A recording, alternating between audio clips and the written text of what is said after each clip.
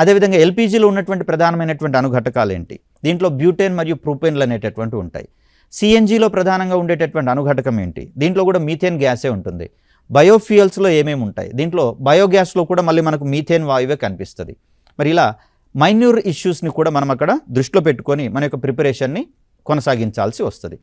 మరి ఎల్పీజీ ఎక్కువ బరువు ఉంటుందా, సిఎన్జీ ఎక్కువ బరువు ఉంటుందా? ఈ పాయింట్లో కూడా మనకు క్వశ్చన్స్ పడే అవకాశం ఉంటుంది. గుర్తుపెట్టుకోండి, న్యాచురల్ గ్యాస్ అనేది గాలి కంటే తేలికైనటువంటి వాయువు, ఎల్పీజీ అనేది గాలి కంటే బరువు అయినటువంటి వాయువు. కాబట్టి ఈ ఎల్పీజీ అనేది లీక్ అయిన సందర్భంలో ఫ్లోర్ మీద పరుచుకొని ఉంటుందండి. కాబట్టి ఏదైనా గ్యాస్ సిలిండర్ లీక్ అయినప్పుడు ఆ ద్వారాలు, తలుపులు, కిటికీలు మొత్తం కూడా ఓపెన్ చేసేసి ఫ్రెష్ ఎయిర్ లోపలికి వచ్చినట్లయితే లోపల ఉన్నటువంటి గ్యాస్ బయటికి వెళ్ళిపోతుంది. కాబట్టి ప్రమాదం తగ్గుతుంది అని చెప్తాం.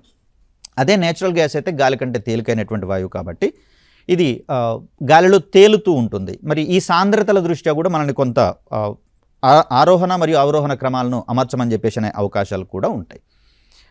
రైట్, ఇలా వాటి యొక్క ధర్మాల మీద కూడా ఎల్పీజీ యొక్క వాసన ఏంటి అనే కోణంలో కనుక క్వశ్చన్ వస్తే అక్కడ మనకు ఎల్పీజీకి ఎలాంటి వాసన ఉండదు. అదేంటి సార్ మరి వాసన వస్తుంది కదా అంటే దీనికి ఒక సూచికను కలుపుతారు సార్. ఇథైల్ మెర్కాప్టాన్ అనేటటువంటి ఒక సూచికను కలుపుతారు. ఆ వాసన ఎల్పీజీది కాదు, ఆ సూచికది. ఎందుకంటే ఎల్పీజీకి వాసన ఉండదు కాబట్టి లీకేజెస్ ఏర్పడినప్పుడు దాన్ని మనం గుర్తించలేం. కాబట్టి మరి హైడ్రోజన్ ఎందుకు మనము అద్భుతమైనటువంటి ఫ్యూయల్గా ఇప్పుడు వాడుతున్నాము? ప్రతి చోట మనకు హైడ్రోజన్ ఫ్యూయలే కనిపిస్తుంది. గ్రీన్ హైడ్రోజన్ అనేటటువంటి పేరు కూడా మనం ఇప్పుడు వాడుకుంటున్నాం.